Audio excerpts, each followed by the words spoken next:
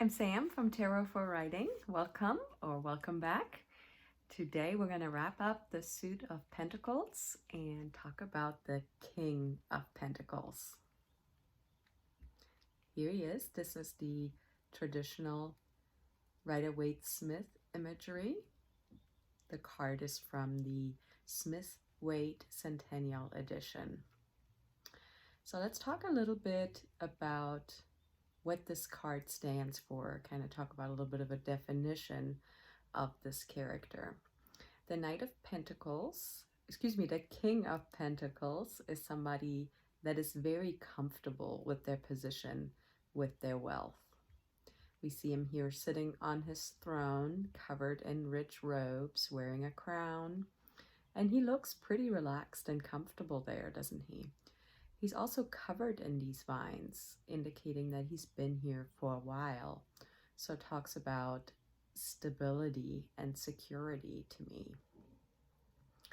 I also get an idea that he's somebody who's very much in self-control. He's very enterprising, and I think of him as a provider. He speaks of security and abundance, of creating material wealth and sustainable wealth through self-discipline and through leadership. He kind of empowers all of those qualities for me. Now let's zero in on a detail, which is part of this challenge and kind of the idea of looking at each of the cards in the tarot deck and spending time with each of them over the course of 78 days, just to get a better understanding and a better feel for each of the cards. So the detail that caught my attention today is his foot. If you look at him, he's sitting there, in his rich robes, completely covered in all this abundance, but his foot is armored. And I kind of see that as him wearing armor underneath those rich robes. And I'm reading it as a sign that he is ready below it all to jump up and defend his wealth at any time. So while he is comfortable, he is not allowing himself to get complacent or too comfortable in his role, in his position, and he's not taking all this wealth and abundance for granted. I thought that was a really cool little detail and something I never picked up on, even though I have looked at this card frequently over the past few years. And then as part of this challenge in the discovery section, I talk a little bit about how I use tarot cards to inspire my fiction writing and what I could pull from this particular card. So let me show it to you again so you have it well in your mind, and talk a little bit about what kind of character, what kind of setting, and what kind of story ideas the card of the King of Pentacles could inspire in fiction.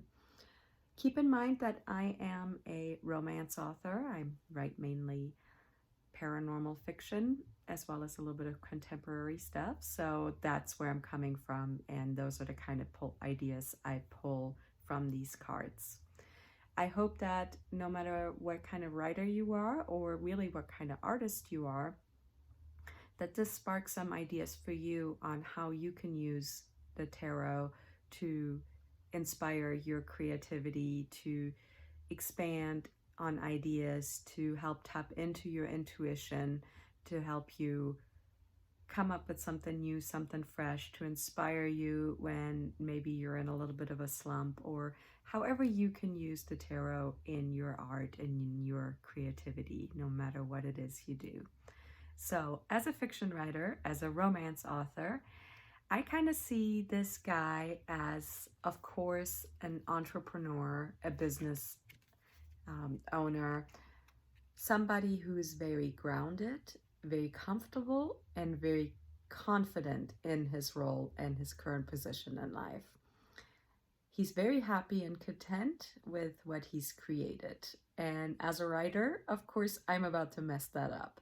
So he is somebody where I could just see the story starting with somebody showing up in his life, ready to mess it all up, ready to challenge all his thoughts, that kind of thing. So maybe I would pair him with somebody very free-spirited who kind of doesn't care about the finer things in life, who doesn't care about all the wealth and the stability, who values freedom, who's very impulsive, those kind of things.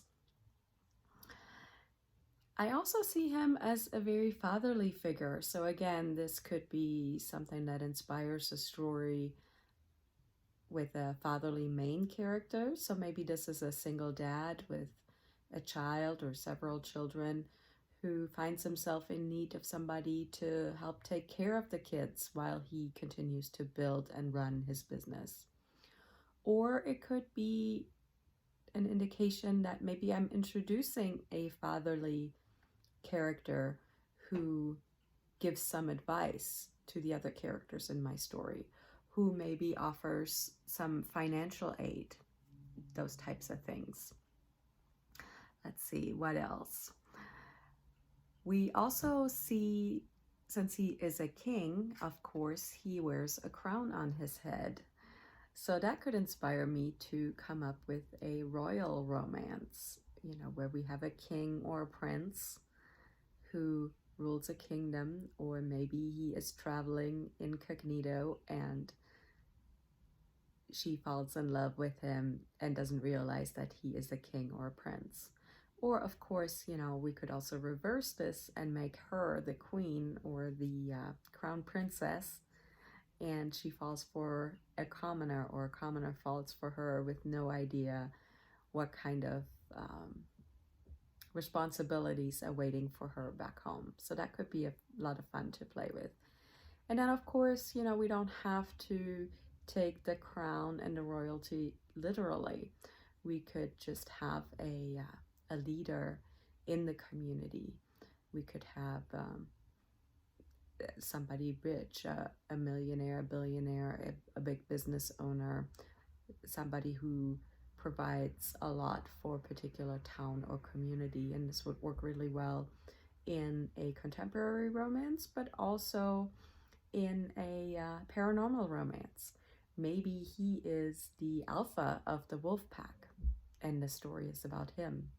Or maybe he is the old vampire who has been taking care of the paranormal community for quite some time. Or it could be a powerful wizard or witch who has high standing in the community. And again, this could inspire a side character, or it could inspire our main character in the story, or one of the two main characters for a romance. The other thing, keep putting the card down, I should just keep it up here. The other thing I see in here is the 4 bulls' heads on the throne. And that kind of made me think about a group of 4 people, 4 guys. So we could craft an entire series about 4 close friends or 4 brothers, and kind of come up with some ideas for how each one of them finds love, or just sort of kind of lean into this whole idea of brotherhood, of fraternity, of having some people in your life that you can rely on. Of course, we have a lot of plants in here. Can't tell if he is sitting in a garden or sitting on a terrace that's covered in abundant plant life, but that always makes me think of, creating somebody who does something with plants. So maybe, since this is a very successful person, maybe we're talking about a landscape architect here. And of course, we have a lot of grapes in this imagery as well. So maybe this person owns a vineyard or some sort of business related to that, to agriculture.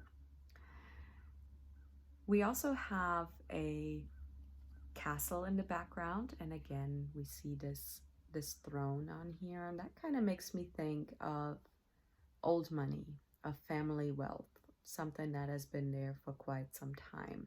So that could be fun to play with. And I'm recording this in late October. It's just a few days before Halloween, and this is a time of year where I love to revisit Gothic novels. And the castle in the background and these towers reminded me of Jane Eyre, and it makes me wonder what my main character might be hiding. You know, like in Jane Eyre, it is an actual person that is hidden in this room in the tower.